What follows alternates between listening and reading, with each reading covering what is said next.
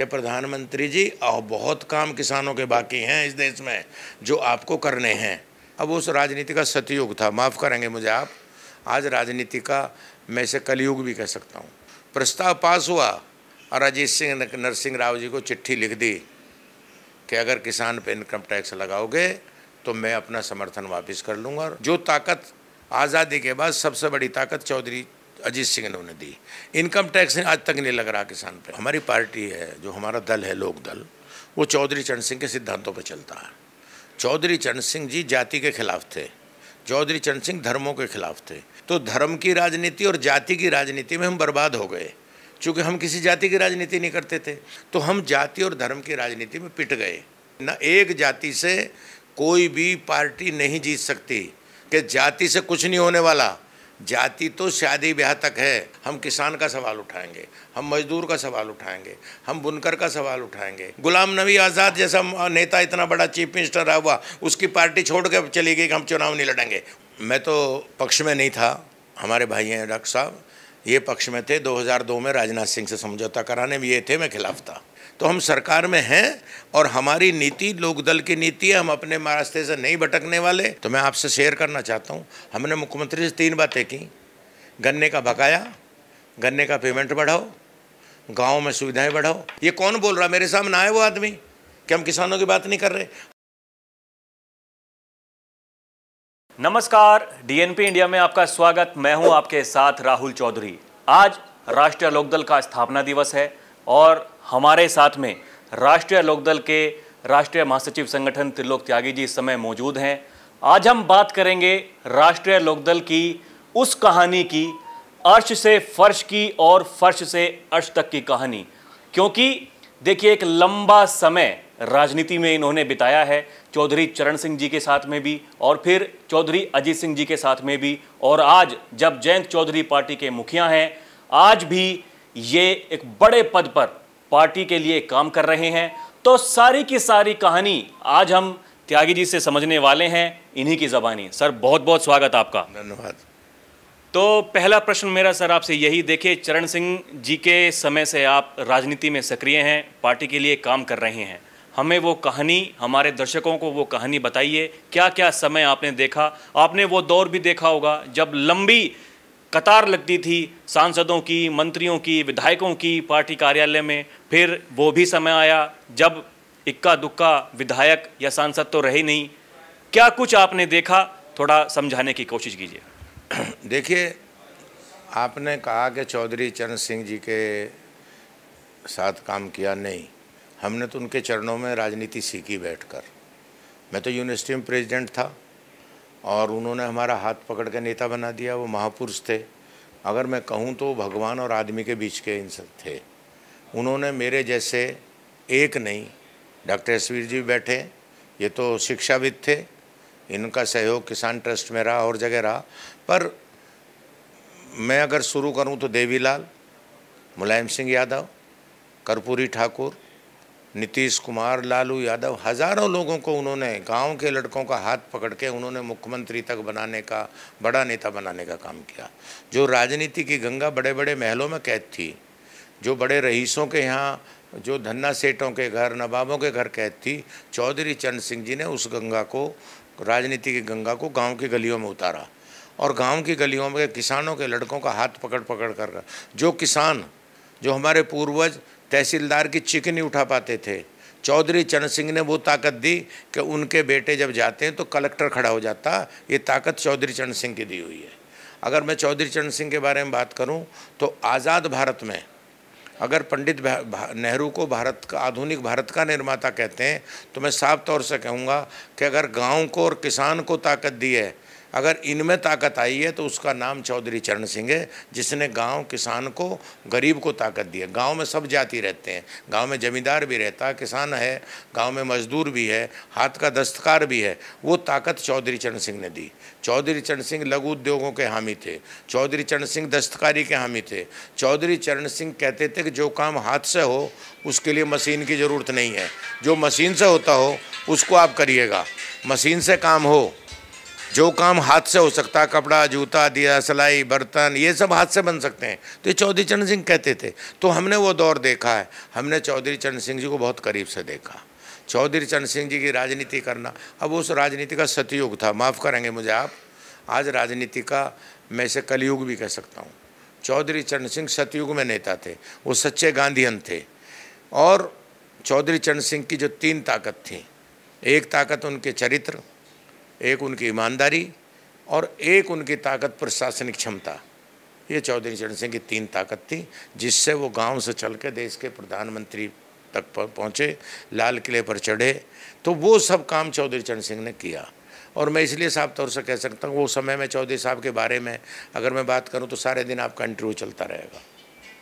उनकी बातों का जिक्र करूँ तो उत्तर प्रदेश में जब उन्होंने किया, उन्होंने उत्तर प्रदेश में मंडी समिति का, चकबंदी का कानून बनाया, जमींदारी उन्मूलन किया, उन्होंने इतने काम किए जिसका कोई जिक्र करूं तो सैकड़ों काम उन्होंने किए। और जब दिल्ली में आए तो दिल्ली में शहरी विकास मंत्रालय था, तो चौधरी साहब ने अपने कैबिनेट सेक्रेटरी से पूछा जब प्रधानमंत्री बने कि भाई आपने 20% लोगों के लिए तो मंत्रालय बना रखा है, 80% गाँव वालों के लिए क्या है? तो बाबू वो जो कैबिनेट सेक्रेटरी सदमे में आ गया, उन्होंने कहा कि जाओ और फाइल तैयार करके लाओ। आज़ाद भारत का पहला प्रधानमंत्री जिसने ग्रामीण विकास मंत्रालय की स्थापना की और उसको 50% बजट देने का काम किया। किसानों को बैंक से लोन नहीं मिलता था, चौधरी चरण सिंह ने नाबार्ड बैंक बनाया और जो केवल किसानों को लोन देने का काम करता। चौधरी चरण सिंह जी ने जो सिगरेट, बीड़ी या तम्बाकू जो इस्तेमाल होता है, तो जब तम्बाकू किसान पैदा करता था तो इतनी गलत प्रथा थी कि सारा टैक्स किसान पे लगता था। चौधरी चरण सिंह जी ने उस टैक्स को ख़त्म किया और कहा कि जहाँ तम्बाकू से उत्पाद होगा वो टैक्स वहाँ फैक्ट्री पर लगेगा। चौधरी चरण सिंह ने किसान को तम्बाकू को मुक्त किया और उसका ये रिजल्ट हुआ कि सबसे बड़ी टोबैको बेल्ट जो है वो आंध्र प्रदेश में है। आंध्र प्रदेश में हमारे 33 MLA बने। अपोजिशन कांग्रेस की सरकार थी, अपोजिशन लीडर गोटू लच्छन्ना चौधरी चरण सिंह का आदमी बना। इसलिए मैं कहना चाहता हूं कि चौधरी चरण सिंह का जो युग था एक सतयुग था, मैंने वो भी देखा है। अजीत सिंह के ज़माने में अजीत सिंह ने बहुत काम किए और अजीत सिंह जी ने हिंदुस्तान के गन्ना किसान को जो अगर ताकत दी है तो उसका एक ही नाम है, चौधरी अजीत सिंह। जितनी मिले अंग्रेज़ के ज़माने से लेकर और जब वो 89 में उद्योग मंत्री बने थे, उतनी मिल अकेले अजीत सिंह जी ने अपनी कलम से भारतवर्ष में दी। और जब गन्ना किसान कोऑपरेटिव के डायरेक्टर से, कोऑपरेटिव के चेयरमैन से एक पर्ची मांगता था गन्ने की बुग्गी की कि मिल में गन्ना बुग्गी डलवा दो, हालत ये कर दी अजीत सिंह जी ने कि मिल मालिक किसानों के पास जा रहा, कह रहा कि मेरे यहाँ गन्ना डालो। तो ये तमाम काम हमारी पार्टी के नेताओं ने किए हैं। चौधरी अजीत सिंह जी ने बहुत काम किए। और मैं एक काम और उनका जिक्र करूंगा कि जब चौधरी अजीत सिंह जी नरसिंह राव की सरकार को मदद कर रहे थे, हम जनता दल अजीत चला रहे थे, 20 MP हमारे थे, तो एक दिन अजीत सिंह जी का मुझे फ़ोन आया कि भाई तुम लोग, कल मैं पदाधिकारियों की बैठक बुला रहा हूँ। मैंने कहा जी क्या है? कहने के सब लोग हमारे राज्यसभा के MP थे मसूद साहब आजमगढ़ वाले, उनके घर पे बैठक हुई और ये कहा, बैठक में सारे लोगों को बुला कहा कि देखो किसानों पर इनकम टैक्स लगने वाला है। मनमोहन सिंह फाइनेंस मिनिस्टर थे नरसिंह राव के, मनमोहन सिंह ये प्रस्ताव लाए थे। तो चौधरी चरण सिंह ने कहा अगर किसान पे इनकम टैक्स लग गया तो वो कहाँ से हिसाब देगा? उसके पास तो संदूकड़ी है, उसके पास तो सेफ भी नहीं है, उसके यहाँ तो कागज़ों को चूहे खा जाते हैं, उसको तो लूट लेंगे इनकम टैक्स के इंस्पेक्टर। कहने के अगर आप बताओ आप लोग क्या राय, मैं तो इसके खिलाफ हूँ। प्रस्ताव पास हुआ और अजीत सिंह ने नरसिंह राव जी को चिट्ठी लिख दी कि अगर किसान पे इनकम टैक्स लगाओगे तो मैं अपना समर्थन वापस कर लूँगा। और वही कारण है आज तक किसान पे इनकम टैक्स नहीं लगा, वो कारण अजीत सिंह है। लोगों को मालूम नहीं है, लोग तो दरअसल क्या है कि बहुत छोटी छोटी बातें करते हैं, क्या जी ये राजनीति खराब हो गई, ये हो गई। उन्होंने 2 बात जिक्र कर रहा हूँ, अजीत सिंह के बहुत काम है, मैं 2 बात कर रहा हूँ। गन्ना उत्पादक के लिए महाराष्ट्र का गन्ना उत्पादक हो, कर्नाटक का हो, उत्तर प्रदेश का हो, पंजाब हरियाणा का हो, जो ताकत आज़ादी के बाद सबसे बड़ी ताकत चौधरी अजीत सिंह ने उन्हें दी। इनकम टैक्स आज तक नहीं लग रहा किसान पे, ये बड़ा काम किया। तो उनके बड़े काम उन्होंने किए अपने ज़माने में। ये देखिए, जब प्रधानमंत्री थे देश के चौधरी चरण सिंह जी, उसके बाद में हमने देखा कि जो पार्टी में बिखराव होना शुरू हुआ, अलग अलग नेता बन गए, सबने अपनी अलग अलग पार्टी बना ली। तो लोकदल के लिए वो दौर कैसा था? उस समय क्या क्या चुनौतियां थी, क्या परिस्थितियां थी, थोड़ा वो भी हमें बताइए। देखिए, जो हमारी पार्टी है, जो हमारा दल है लोकदल, वो चौधरी चरण सिंह के सिद्धांतों पर चलता है। चौधरी चरण सिंह जी जाति के खिलाफ थे, चौधरी चरण सिंह धर्मों के खिलाफ थे। वो अपने धर्म का पालन करते, आर्य समाजी थे, बहुत अपने, वो कहते थे कि अपने धर्म को मानो। चौधरी चरण सिंह एक सीट से हिंदू लड़ाते थे तो बराबर से मुसलमान लड़ाते थे। चौधरी चरण सिंह जी ने जितने भी नेता, अगर आज मैं हिंदुस्तान के जिक्र करूँगा तो चौधरी चरण सिंह ऐसे नेता थे जो उत्तर प्रदेश में सबसे पहला गृह मंत्री चौधरी चरण सिंह ने दलित बनाया। राम सिंह थे हरिद्वार के, उनको गृह मंत्री बनाया। चौधरी चरण सिंह जी ने रशीद मसूद को अपना उपनेता बनाया, वो नेता थे। खुद लड़ते थे बागपत से तो गाजियाबाद से कुंवर महमूद अली को लड़ाते थे, अनवार को लड़ाते थे। चौधरी चरण सिंह कैराना से लड़ाते थे मुस्लिम को। तो चौधरी चरण सिंह जी के बारे में जो भ्रांति लोगों को है, लोकदल के नुकसान का जो कारण है, उसका कारण लोगों की समझ में नहीं आ रहा। मैं आपको कहना चाहता हूँ, लोकदल अपने कारण नहीं हुआ कमज़ोर, न हमारे नेतृत्व के कारण कमज़ोर हुआ।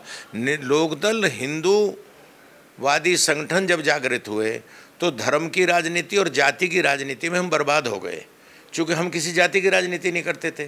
चौधरी चरण सिंह जी ने सब किसान जातियों को इकट्ठा करके कहा कि एक जाति का निर्माण करो जिसका नाम किसान हो। तो हम किसान के आधार पर राजनीति करते थे, तो लोग जातियों के आधार पर चलने लगे, जातियों की पार्टी बन गई, धर्म की राजनीति हो गई। तो हम जाति और धर्म की राजनीति में पिट गए। जब जब धर्म की राजनीति बढ़ेगी तब तब मुद्दों की राजनीति करने वाले पिट जाएंगे। उस कारण पे हमारा नुकसान हुआ। ये जो लोग कहते हैं कि लोकदल कमज़ोर हो गया, हमने काम नहीं किया, हम गए नहीं, अरे आज मायावती जी हैं, उनका एक एमएलए, उसका कारण मायावती भी है, तो उसका कारण धर्म की राजनीति और जाति की राजनीति भी है। एक वक्त मायावती के साथ जब सारे प्रदेश का ब्राह्मण जुड़ गया था तो मायावती 220 पे चली गई थी। जब जाति ने बदलाव कर दिया तो अकेली जाति खड़ी रह गई। न एक जाति से कोई भी पार्टी नहीं जीत सकती, ना एक धर्म ना एक जाति से। अगर किसी को गलतफहमी हो, और मैं कहना चाहता हूँ आपके टीवी चैनल नेताओं को कि जो अपनी जाति के बारे में बहुत मगरूर होते हैं, वो उनको सावधान करना चाहता हूँ कि जाति से कुछ नहीं होने वाला। जाति तो शादी ब्याह तक है, जाति सामाजिक सुधार के लिए है। जाति राजनीति में आएगी तो खतरनाक रूप लेगी, और वो खतरनाक रूप आया। जातियों की पार्टियाँ बन गई और चौधरी चरण सिंह जैसे देवता की बनाई हुई किसानों की, गाँवों की पार्टी बर्बाद हो गई। उसका बर्बाद होने का कारण हम लोग नहीं हैं। हो सकता है कि हमने काम किया, उसके लिए हम क्षमा प्रार्थी भी हो सकते हैं, पर उसका कारण जो है, कमज़ोर होने का कारण मात्र धर्म की राजनीति और जाति की राजनीति है। देखिए, आज भी हम इस चीज़ को देख रहे हैं कि जातियों की राजनीति एक बार फिर से सिर पे चढ़ करके बोल रही है, और ये हमने इस लोकसभा के जो चुनाव के नतीजे आए उनमें भी देखा। अलग अलग जातियों ने अलग अलग तरीके से बैठकें की, बड़ी सभाएं की, कहीं विरोध प्रदर्शन हुआ, कहीं कुछ हुआ, और कुछ जो छोटी छोटी पार्टियां हैं वो अब सक्रिय होकर के उभर रही हैं इसी जातिगत राजनीति का सहारा लेकर के। आप क्या कुछ कहना चाहेंगे? देखिए, फिलहाल तो राष्ट्रीय लोकदल की चारों सदनों में सदस्यता है, लोकसभा हो, राज्यसभा हो, विधान परिषद, विधानसभा। आने वाले समय में राष्ट्रीय लोकदल पार्टी के लिए आप कैसा सफ़र मानते हैं, क्या कुछ होगा? देखिए, लोकदल आगे बढ़ रहा है, हमारा ये ठीक है। मैंने जब साफ स्वीकार किया कि जाति और धर्म की राजनीति में हम पिछड़ गए, क्योंकि कुछ जातियों का बड़ा आकार है, कुछ का छोटा आकार है, कुछ धर्मों का बड़ा आकार है, कुछ धर्मों का छोटा आकार है। तो जिन जातियों का बड़ा आकार है उनके नेताओं ने अपनी जातियों को लेकर आगे बढ़ गए, हम लोग उसमें पिछड़ गए। कारण उतना ही नहीं है जो आप कह रहे हैं कि जाति धर्म की राजनीति फिर उठ रही है। लोकदल आगे बढ़ रहा है और हम ये प्रयास करेंगे कि हम किसान मजदूर को, गांव को ताकत देने का काम करें, जो चौधरी चरण सिंह ने किया। हम लोग कश्मीर में चुनाव लड़ रहे हैं, हमारे 12 कैंडिडेट हैं वहाँ। अभी आज मेरा सम्मेलन हो रहा है झारखंड में, मेरा एक सचिव है, वहाँ गया, मैंने भेजा, मैंने कमेटी बना दी है। हम झारखंड का चुनाव लड़ेंगे। उत्तराखंड में मैं 15 तारीख को खुद जा रहा हूँ अपने राज्य के कार्यालय का उद्घाटन करने। उत्तराखंड जो स्टेट कार्यालय हम वहाँ खोल रहे हैं देहरादून में। तो जो नुकसान हमें जाति और धर्म को लेकर हुआ, उसको हम मुद्दों पे आधार पर उसको मजबूत करने का काम करेंगे। हम किसान का सवाल उठाएंगे, हम मजदूर का सवाल उठाएंगे, हम बुनकर का सवाल उठाएंगे, हम हाथ के दस्तकारों का सवाल उठाएंगे। हम वही सवाल उठाएंगे जो चौधरी चरण सिंह उठाते थे। और मैंने कहा साफ तौर से, मैं अपने लोगों को भी कहना चाहता हूँ आपके द्वारा, और मैंने जयंत चौधरी जी को कहा कि हम जाति की बात ना करें। हमारी पार्टी का आदमी सिर्फ किसान की बात करें, हम मजदूर की बात करें। हम ये ना करें जाटव है, ये वाल्मीकि है, ये फलाना है। हम किसान मजदूर की बात करें, हम कमेरों की बात करें। और कमेरे इस दुनिया में और इस देश में दो ही लोग दौलत पैदा करते हैं, एक किसान और एक मजदूर। बाकी तो मैनेजमेंट कर रहे हैं। तो जो दौलत पैदा कर रहे हैं हम उनके साथ हैं, और जब हम उनके साथ खड़े होंगे तो लोकदल मजबूत होगा। और मैं आपसे कहना चाह रहा हूँ, हम 5 राज्यों में पार्टी बढ़ा रहे हैं। हम उत्तराखंड में बढ़ा रहे हैं, हम हमारी राजस्थान और उत्तर प्रदेश में पहले हमारा संगठन है। हम अपना कश्मीर में हम चुनाव लड़ रहे हैं, हम झारखंड में लड़ रहे हैं, और 5वीं जगह हम बिहार में अपना काम बढ़ाने वाले हैं। मैं शुरू में आपको कह रहा हूं। और हम इन राज्यों में लोक दल की दस्तक आपको सुनाई देगी। कश्मीर में भारतीय जनता पार्टी वैली में कम लड़ रही है, तो जयंत चौधरी के उम्मीदवार वहाँ ज़्यादा लड़ रहे हैं। ये मैं आपसे कहना चाहता हूँ। और कुछ लोगों को पता नहीं था। मैं 2 मीटिंग जम्मू करके आया, 2 मीटिंग में श्रीनगर करके आया। उसके बाद अब हम गए प्रेस कॉन्फ्रेंस की। जो कश्मीर डेवलपमेंट फ्रंट बना रखा है एक सीनियर IAS अफसर ने, उसने कहा कि मैंने फारूक साहब को भी देखा, मैंने उनके बेटे को भी देखा, मैंने महबूबा के पिताजी को भी देखा, मुफ्ती साहब को और महबूबा को भी। कश्मीर में जो होना चाहिए वो नहीं हुआ। कश्मीर के गांव में कुछ नहीं हुआ, किसान का कुछ नहीं हुआ, बागवानी का नहीं हुआ, सेब लुट रहा। तो मैंने चुनाव में यही सवाल वहाँ उठाए थे। हमने कहा कि हम किसान के सवाल पर, हम गांव के सवाल पर, हम महिलाओं के सवाल पर। और कश्मीर में अपराध बढ़ने का कारण बेरोजगारी है।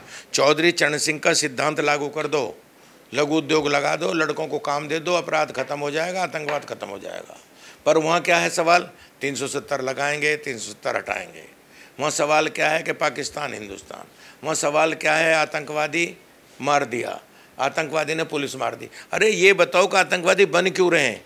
चौधरी चरण सिंह की नीति लागू करो, सबको काम दो, लघु उद्योग लगाओ, आतंकवाद अपने आप अपराध खत्म हो जाएगा। हज़ारों साल के बस कश्मीर में सड़क नहीं है, अस्पताल नहीं है, अस्पताल है तो डॉक्टर नहीं है, बिजली नहीं है, बिजली है तो उसमें करंट नहीं है। कैसी बात आप कर रहे हो? सेब 40 रुपये लुट रहा है वहाँ से। मैंने बोला कश्मीर में 20 अखबारों में मेरी प्रेस कॉन्फ्रेंस छपी। 40 रुपये का सेब हम 200 रुपये में खा रहे हैं।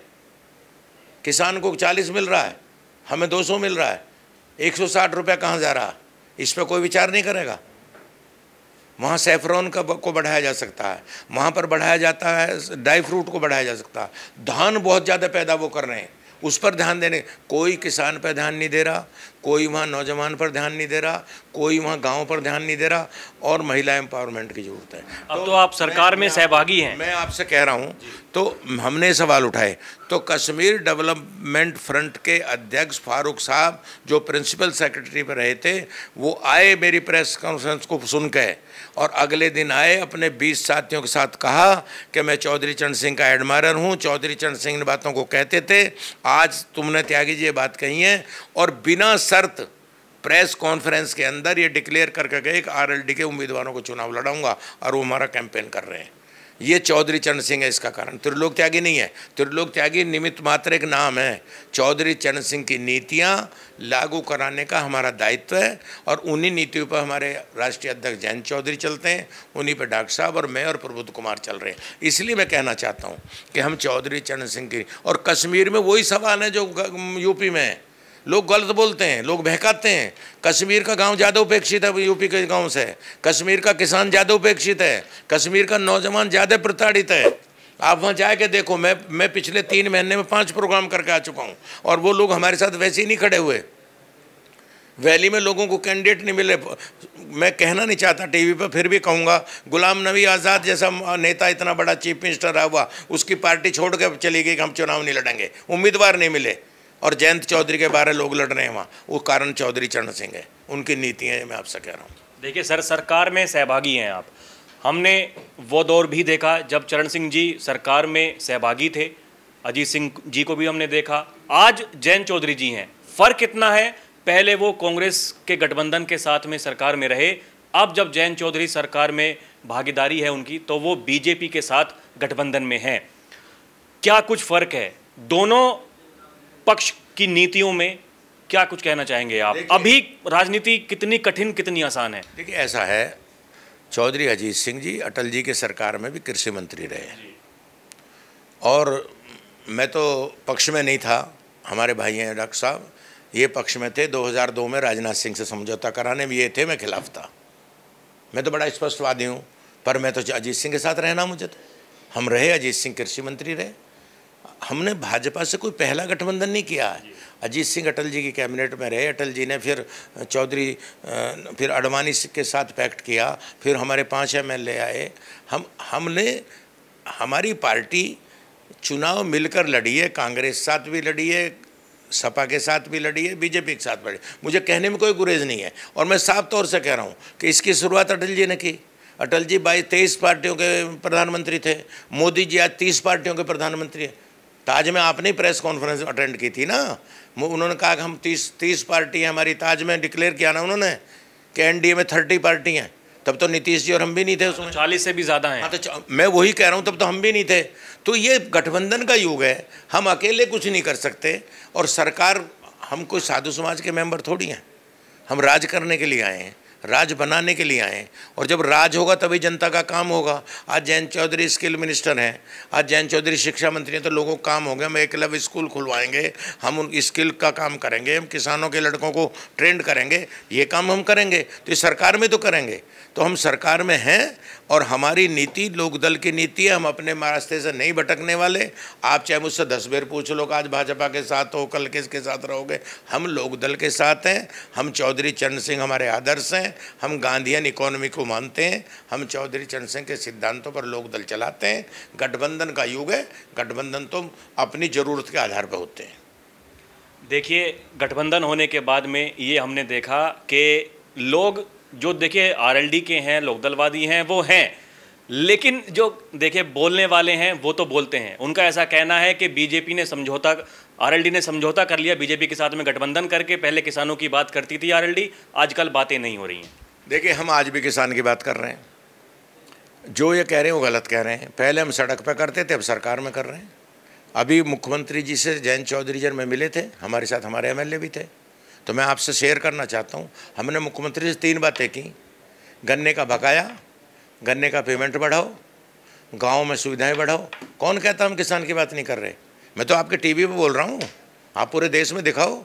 हम किसान की, पहले हम सड़क पे मांग कर रहे थे, अब हम प्रधानमंत्री से और मुख्यमंत्री से मांग कर रहे हैं। जब मैं गाजियाबाद में प्रधानमंत्री प्रचार करने गया तुलगढ़ का, तो मुझको कह दिया गया भाई आपको रिसीव करना लोकदल की तरफ से। मैं चला गया, तो जब वो परिचय ले रहे थे तो मेरे साथ और भी 4-5 MP थे, खड़े थे बीजेपी वाले, मैं अकेला लोकदल का था। तो मैंने प्रधानमंत्री जी को कहा कि मेरा ये नाम है, राष्ट्रीय महासचिव हूँ। कहने लगा अच्छा तो ठीक है त्यागी जी।